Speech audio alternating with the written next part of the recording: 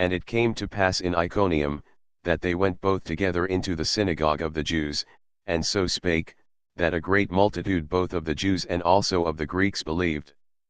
But the unbelieving Jews stirred up the Gentiles, and made their minds evil affected against the brethren. Long time therefore abode they speaking boldly in the Lord, which gave testimony unto the word of his grace, and granted signs and wonders to be done by their hands. But the multitude of the city was divided, and part held with the Jews, and part with the apostles.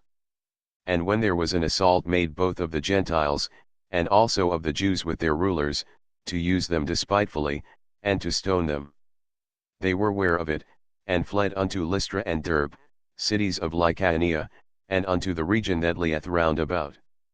And there they preached the gospel.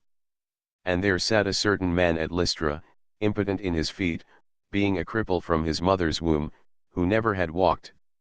The same heard Paul speak, who steadfastly beholding him, and perceiving that he had faith to be healed, said with a loud voice, Stand upright on thy feet. And he leaped and walked. And when the people saw what Paul had done, they lifted up their voices, saying in the speech of Lycaonia, The gods are come down to us in the likeness of men. And they called Barnabas, Jupiter, and Paul, Mercurius, because he was the chief speaker. Then the priest of Jupiter, which was before their city, brought oxen and garlands unto the gates, and would have done sacrifice with the people.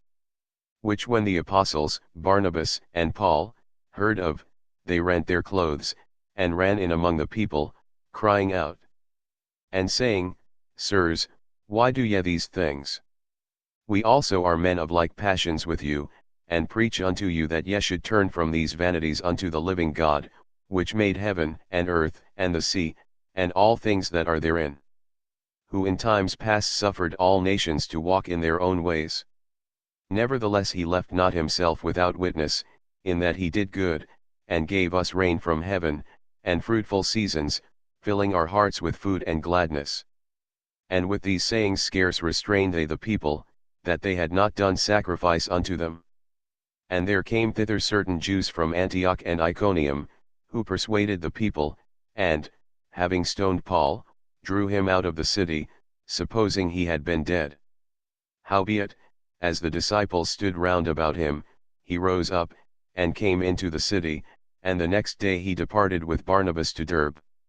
And when they had preached the gospel to that city, and had taught many, they returned again to Lystra, and to Iconium, and Antioch, confirming the souls of the disciples, and exhorting them to continue in the faith, and that we must through much tribulation enter into the kingdom of God.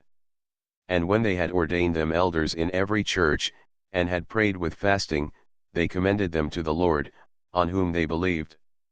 And after they had passed throughout Pisidia, they came to Pamphylia.